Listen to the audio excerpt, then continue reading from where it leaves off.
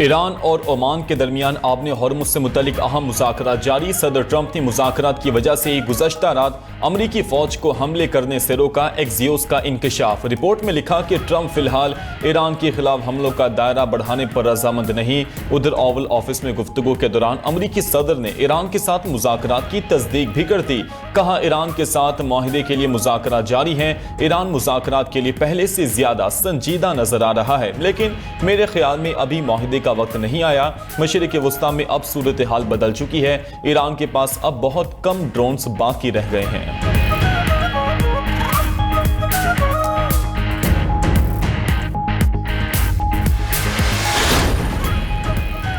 15 دن میں ایران کے حملوں نے خطے میں امریکی افواج کو بھاری نقصان پہنچایا۔ پاسدارانی انقلاب کا دعویٰ۔ بیان میں کہا گیا کہ ایران کے حملوں میں Patriot air defence, radar systems اور کمانڈ اینڈ کنٹرول سینٹرز کو نشانہ بنایا گیا۔ امریکی فوج کے satellite communications, logistic hub, fuel depot, missile sites, drone اور فائر شیلٹرز کو بھی نشانہ بنایا۔ بھاری جانی اور مالی نقصان کے باعث امریکہ بوکھلا چکا ہے۔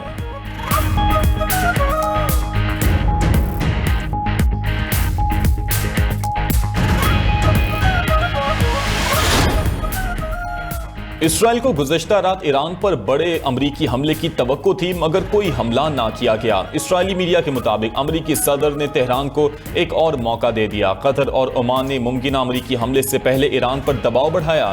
13 راتوں میں پہلی بار امریکہ کی جانب سے ایران پر حملے نہیں کیے گئے۔ اسرائیلی میڈیا نے ہرزہ سے رائے کی کہ ایران امریکی حملے سے بچنے کے لیے مذاکرات کا وقت حاصل کر رہا ہے۔ ایران کے ساتھ حقیقی معاہدے کے امکانات صفر ہیں۔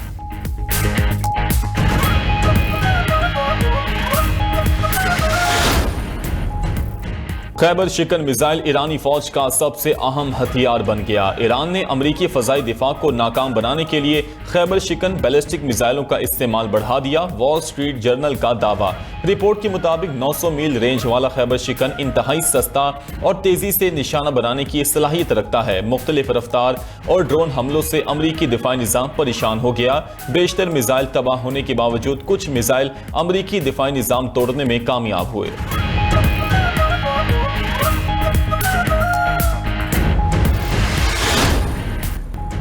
لبنان کے جنوبی علاقے نبطیہ میں زوردار دھماکوں کی آوازیں سنی گئیں۔ لبنانی سرکاری خبر رساں ادارے کے مطابق دھماکہ اسرائیلی بمباری کے نتیجے میں قصبہ کفر تبنیت میں ہوا۔ اسرائیلی فوج نے جنوبی لبنان کے علاقے مرکبہ پر بھی بمباری کی۔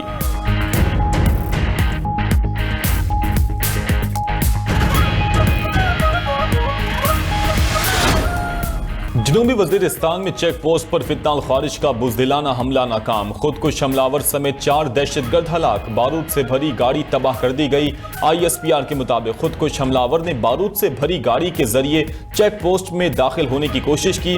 فورسز نے گاڑی کو حدود سے باہر ہی تباہ کر دیا۔ کارروائی سے بچنے کے لیے مزید 3 دہشت گرد قریبی عمارت میں چھپے، جنہیں کلیئرنس آپریشن کے دوران ہلاک کر دیا گیا۔ سیکیورٹی فورسز کا کوئی جانی نقصان نہیں ہوا۔ ادھر بلوچستان میں سیکیورٹی فورسز کا آپریشن العزم میں کامیابی سے جاری۔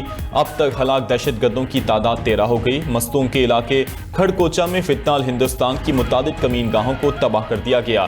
صدر مملکت، وزیر اعظم اور وزیر داخلہ کا جنوبی وزیرستان میں دہشت گردوں کا حملہ ناکام بنانے پر سیکیورٹی فورسز کو خراج تحسین۔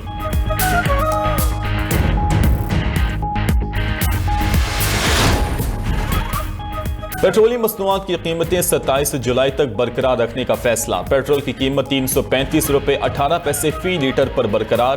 ڈیزل کی قیمت 383 روپے 46 پیسے فی لیٹر ہوگی۔ پیٹرولیم ڈویژن کے نوٹیفیکیشن کے مطابق مٹی کے تیل کی قیمت 301 روپے 14 پیسے فی لیٹر رہے گی۔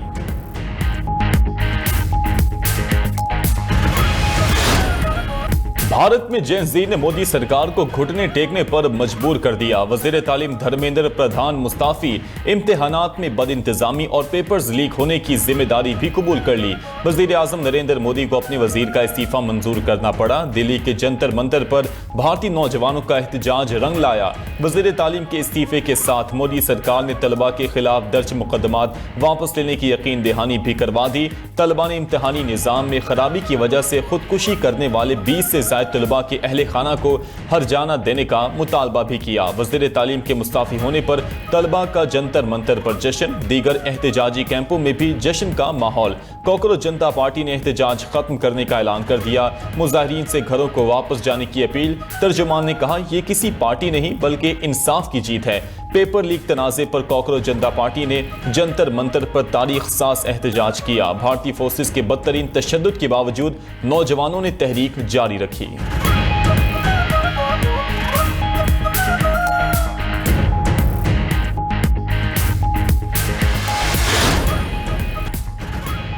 ملک بھر میں مانسون بارشوں کا نیا سپیل شروع، پنجاب، سندھ اور بلوچستان کے مختلف علاقوں میں برسات، کراچی میں ہلکی بارش سے موسم خوشگوار ہو گیا۔ North Karachi, new Karachi, Surjani town, Clifton, defence صدر، لانڈھی اور دیگر علاقوں میں بارش ریکارڈ کی گئی۔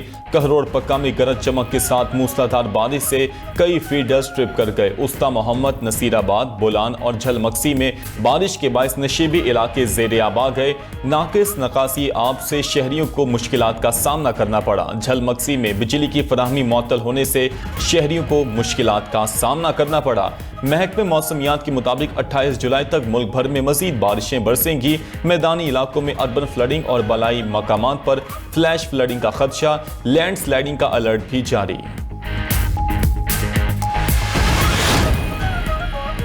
گزشتہ روز موسلادھار بارشوں نے پنجاب میں پھر تباہی مچا دی۔ چھتیں گرنے، کرنٹ لگنے اور دیگر حادثات میں 6 خواتین سمیت 17 افراد جاں بحق، 15 زخمی ہو گئے۔ افسوسناک واقعات لاہور، قصور، مرید کے سرگودھا، گجرات، گجرانوالہ اور شیخوپورہ میں پیش آئے۔ لاہور میں چھت گرنے سے میاں بیوی اور بیٹی، گجرات میں 3 بہن بھائی جاں بحق، قصور راجہ جنگ میں 2 بچے بارش کے پانی میں ڈوب گئے۔ شہر تیز بارش کے باعث نشیبی علاقے زیر آب رہے۔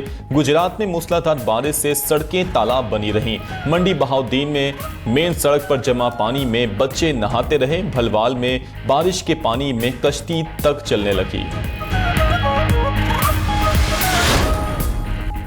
ایران کی بحیرہ کیسپیئن میں اپنے تجارتی جہاز پر یوکرین کی حملے کی شدید مذمت۔ ایرانی وزارت خارجہ کے مطابق حملے کے نتیجے میں جہاز میں دھماکہ ہوا جس سے ایک ملاح ہلاک، دوسرا زخمی ہو گیا۔ یوکرینی قیادت کی جانب سے حملے کا اعتراف اس بات کا ثبوت ہے کہ یوکرین ایران کے خلاف اپنے غیر منطقی اور معاندانہ رویے پر قائم ہے۔